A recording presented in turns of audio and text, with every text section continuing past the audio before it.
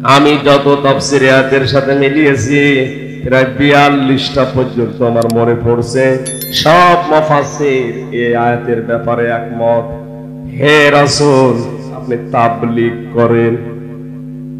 বাল্লিগ এটা আমর, আল্লাহর আদেশ। এটা বান্দার জন্য নফল না ফরজ? আরো জোরে বলেন বলেন। সুতরাং তাবলীগ করা ফরজ। এখন আপনি তাবলীগ করবেন কি দিয়ে? মা উনসিলা ইলাইকা মির রাব্বিক, আপনার রবের পক্ষ থেকে আপনার উপরে যেটা নাযিল হয়েছে। নারায়ণগঞ্জবাসী আমরা এক বাক্যে বলতে পারি, তার নাম কি? সুতরাং তাবলীগ যদি করা লাগে, প্রচার করা লাগে, প্রসার করা লাগে কিসের? আমার বাবার কথা প্রচার করা জায়েজ নেই, আমার দাদা কি করেছে ওইটা বলার দরকার নেই, বলতে হবে আমার আল্লাহ কি বলেছেন। এখন থেকে আমাদের কি করা লাগবে? যতটুকুই জানবো আমি অতটুকু আলেম, আর ওইটাই আমার দায়িত্ব এসে যায় প্রচার করা। আজ বাংলাদেশে সবাই যদি এই বাল্লিগু আন্নী ওয়ালাউ আয়া এই হাদিসটা আমরা মেনে চলতাম, কোন আলেম এদেশে জেলখানায় থাকবে না।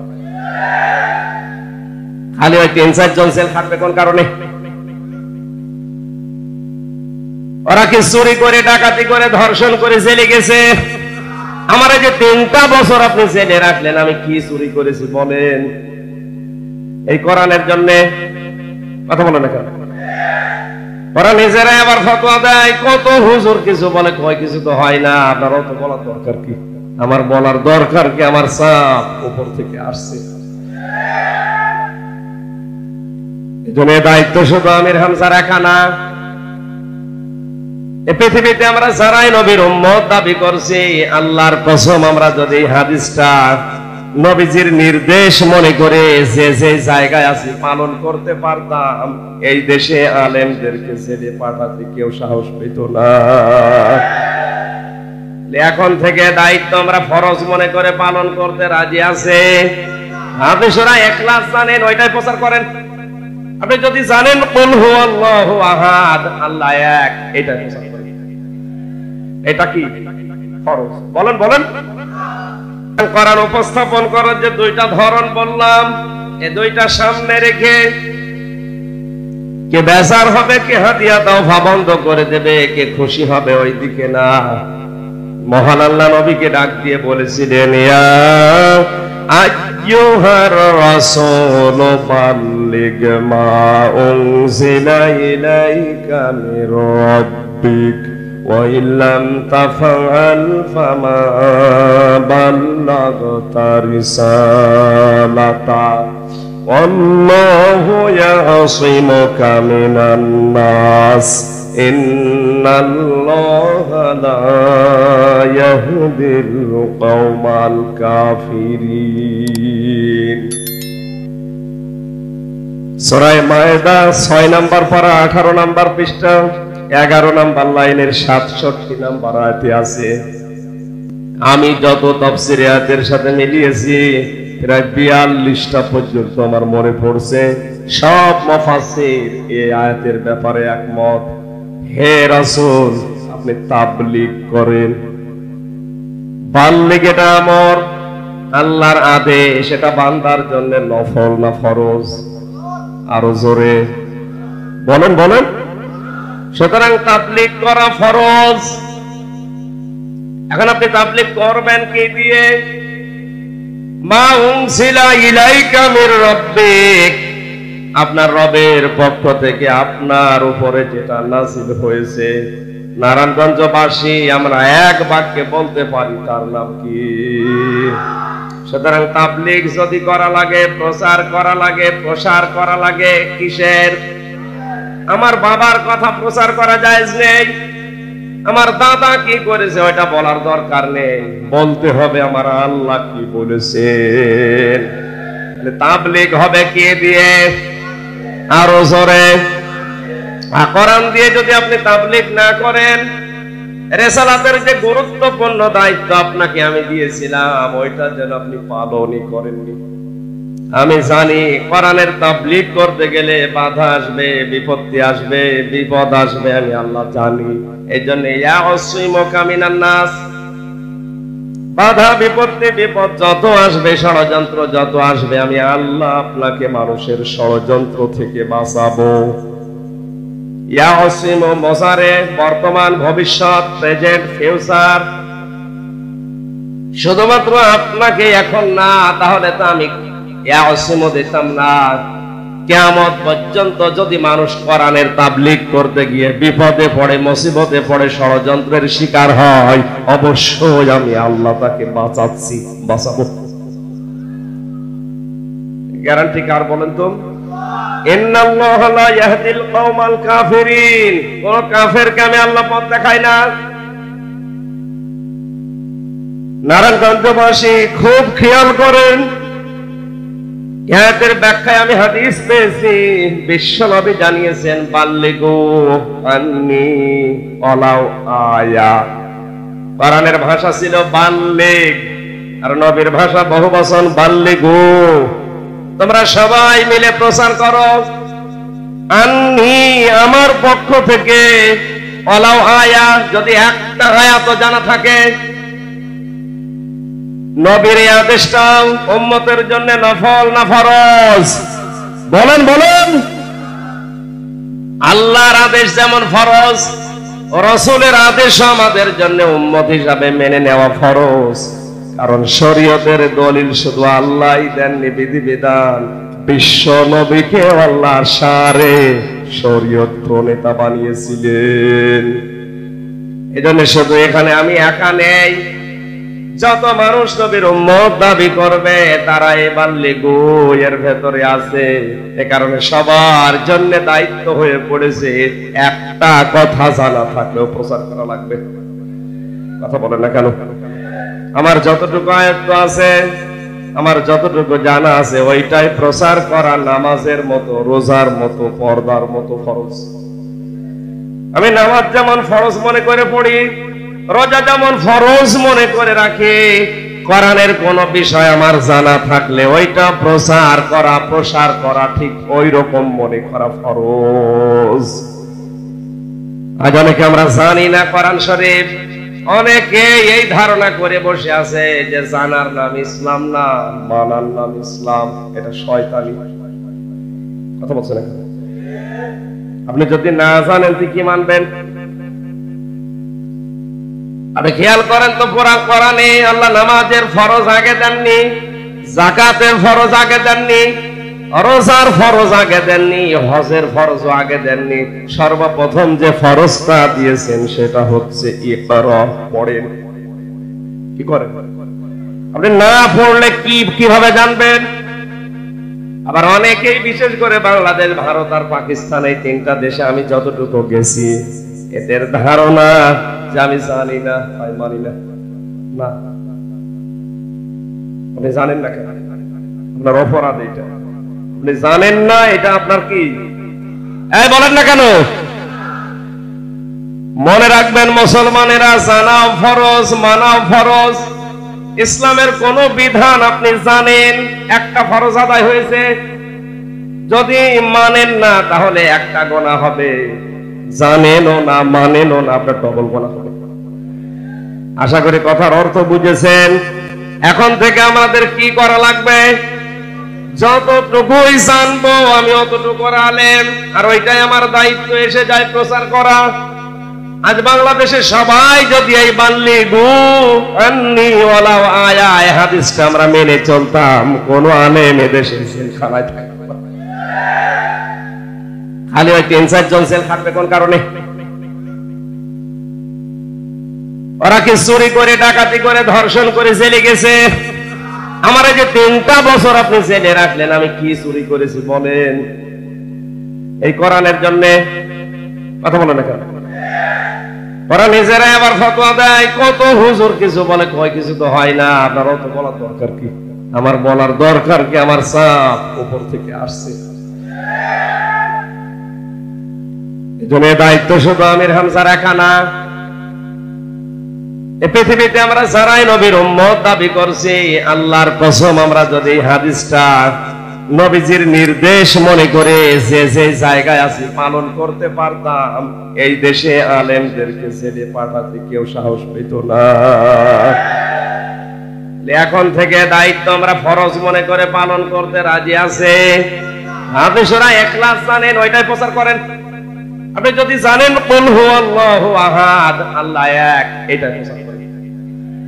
এটা কি ফরজ? বলেন বলেন। আলেমদের সম্মান প্রথমে আমি এমনিতেই কামনা করি নাই। কোরআনে কারীম জানিয়েছে ইন্নামা ইয়াখশাল্লাহা মিন ইবাদিহিল উলামা।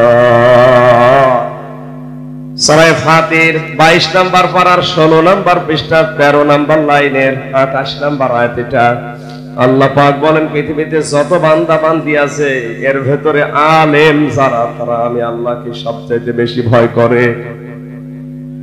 যেদিন এদের সম্মান আমি কামনা করলাম, এখন এই আলেম কারা? আলেম কারা এ কথা আমির হামজা বলবে। কথা বলেন এখন। আমরা অনেকেই মনে করে না এর আগে মাওলানা মুফতি হাফেজ লিখা থাকলে এটা আলেম না। আলেম কারা? ওমানা যুলামু মিম্মান কাতামা শাহাদাতান ইনদাহু মিনাল্লাহ। সূরা বাকারা প্রথম নাম্বার পারার 20 নাম্বার পৃষ্ঠা 13 নাম্বার লাইনের 140 নাম্বার আয়াতের মাঝের অংশে আছে। আল্লাহ বলেন তোমরা আলেম মনে করো। আযলাম ইসমে তাফসীর, আমি আল্লাহর ভাষায় সবচাইতে বড় জালেম ওইটা যার কাছে কোরআনের জ্ঞান থাকার পরেও তারা গোপন করে রাখে। আর এই আলেম দিন দিন এখন বাড়তেছে।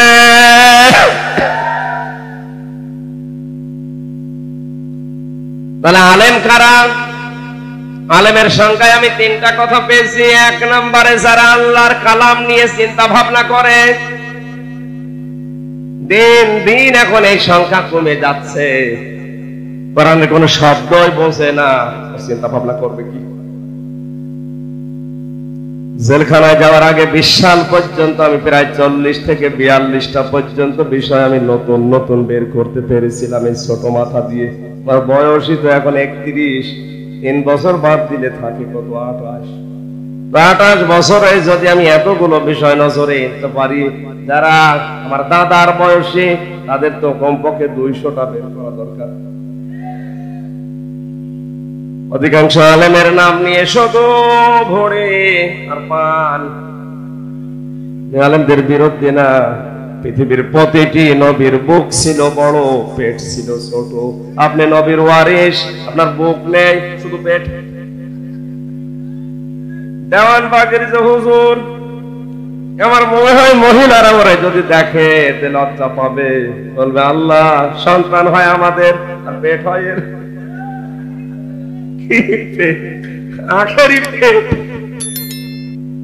ভড়ি এত বড়, উকুন মারা যায় ভড়ির উপর। না না, আলেমদের কাজ গবেষণা করা। হ্যাঁ, দায়িত্বে যারা আছেন আমাদের মাননীয় প্রধানমন্ত্রী যে 564টা মসজিদ বানিয়েছে, মডেল মসজিদ, এখানে গবেষণাগারও নতুন নতুন খুলছে। দায়িত্ব আমাদের এখন নেওয়া লাগবে, এখানে বসে যেন কোরআনের নতুন নতুন বিষয় আমরা জাতিকে উপহার দিতে পারি। ধন্যবাদ জানাই তাকে এই কাজটা অন্তত বাংলাদেশে করার জন্য। এদেশে লালন ইনস্টিটিউট তৈরি হয়, লালন গবেষণাগার তৈরি হয়। আমার বাড়ি লালনের পাশে, আমি দেখেছি কত মন গাঁজা খেয়েছে এই নিয়ে গবেষণা।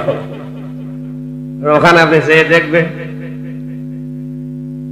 মন মন গাঁজা পাওয়া যায়। সারা দেশ থেকে মানুষ যায়, ভক্ত যারা আসে, কেন যারা কি করে, যে পুলিশ পাহারা দেয় বলে গাঁজা। একবার যে দেখি রাত 9টার দিকে একজনকে দুধ খাওয়াচ্ছে। বললাম ভাই কি করে? বলে হুজুর আল্লাহর ওলি। আল্লাহর ওলি, এর পোশাক আশাক কই? আমার বলছো যে পোশাক নেই, তাতে কি? এর ভেতরে মাল আছে, মাল আছে, মাল যা আছে সব দেখা যাচ্ছে। এ মাল তো সবার আছে, নতুন মাল দেখা। ও কি মাল? এক কথা বলে দেখেন, সুতরাং গবেষণাগার খোলা দরকার নতুন নতুন করে, কোরআনের না লালনের? আরো জোরে বলেন কিসের? আলেম আল্লাহর কাছে ওইটা যে কোরআন নিয়ে চিন্তা ভাবনা করে, যতটুকু জানে ওইটা প্রচার করে। ইমাম আবু হানিফা এইটা করার কারণে 8 বছর জেলে ছিলেন। তিনি যতদিন কোরআন পড়েছিলেন সমস্যা ছিল না, যতদিন বুঝেছিলেন সমস্যা ছিল না, যতদিন মেনেছিলেন সমস্যা ছিল না। যখনই বলেছেন আমি এটা মানুষকে মানাবো, তখনই তার জেল হয়েছে 8 বছর। ইমাম মালিক রহমতুল্লাহ আলাইহি যতদিন পড়েছেন, বুঝেছেন, মেনেছেন, তার অবস্থা খারাপ ছিল না। যখনই বলেছেন এটা আমি মানুষকে মানাবো, তখনই তার রিমান্ড হয়েছে 42 দিন। আল্লামা শফি রহমতুল্লাহ আলাইহি, আহমেদ শফি, যার নাম আমরা তেতুল হুজুর দিয়ে দিয়েছি, তিনিও যতদিন পর্যন্ত কোরআন পড়িয়েছিলেন, বুঝেছিলেন, মেনেছিলেন, সমস্যা ছিল না।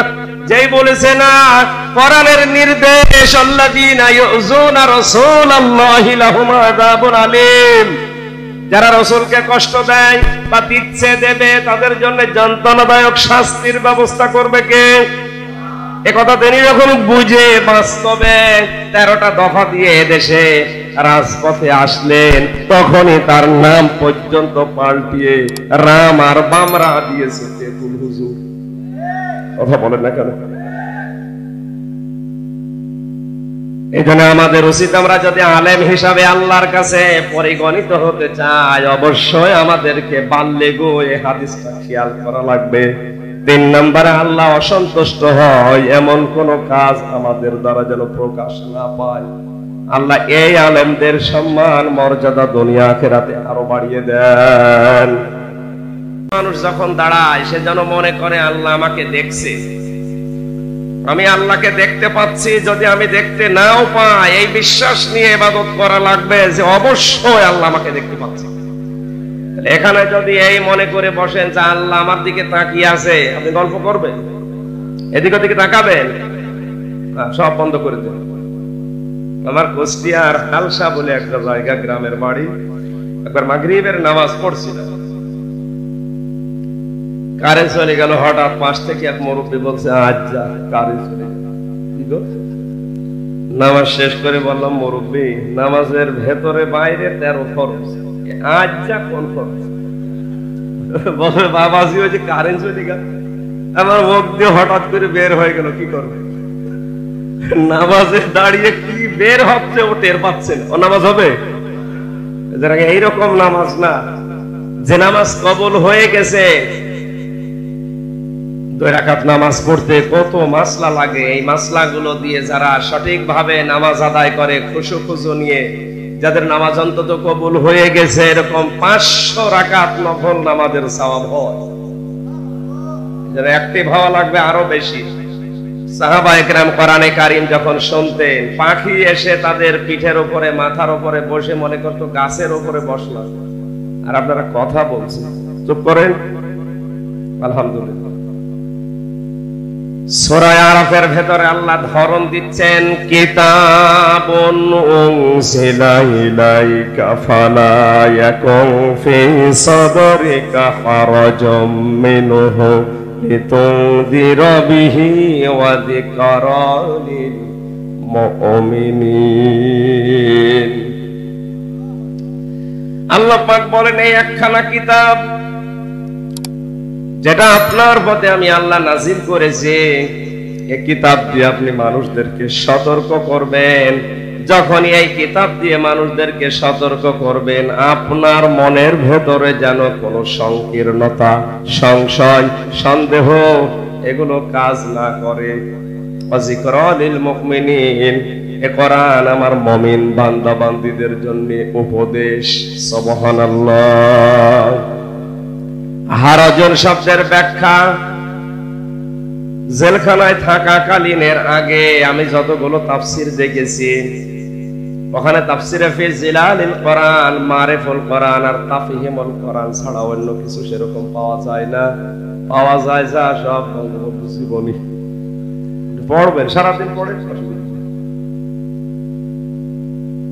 আল্লামা মামুনুল হক, আল্লামা শাখাওয়াত হোসেন রাজি, এই দুইজন আলেম আমার দুই পাশে ছিল। মাঝখানে আমি সারাদিন ওনাদের সাথে থেকে আমি যতটুকু ওনাদের কাছ থেকে পাওয়ার চেষ্টা করেছিলাম, হারজন শব্দের ব্যাখ্যায় আমি তাফসীর থেকে দুইটা বিষয় আমার এই মেধায় নিতে পেরেছি। আল্লাহ পাক বলেন, নবী আপনি যখন কোরআন দিয়ে সতর্ক করতে যাবেন নারায়ণগঞ্জবাসীকে মনে করেন, তখন হয়তো অনেকে আপনার বক্তব্য বিবৃতি শোনার পরে না বুঝে বিরোধিতা করতে পারে। এরকম মানুষ আছে, আছে না? আছে। আমি যেটা বোঝাতে চাচ্ছি, কোরআন দিয়ে হয়তো ওইটা উনি না বুঝে উল্টা বুঝে বিরোধিতা করতে পারে। দ্বিতীয় নম্বরে, আপনি যখন কোরআন দিয়ে তাফসীর পেশ করবেন, তাফসীর শব্দের শাব্দিক অর্থ খুলে ফেলা, কি করা? খলস দিয়ে ঢাকা আছে, খলক উন্মুক্ত করা। চাদর দিয়ে ঢাকা আছে, চাদর ফেলে দেওয়া। এই সমাজে আবহমান কাল থেকে অনেক নিয়ম নীতি ইসলাম মনে করে অনেকে পালন করে আসছে। আপনি যখন সঠিক তাফসীর তুলে ধরবেন, তখন ওইগুলো বানানো ইবাদত টিকবে না। কথা বলেন না।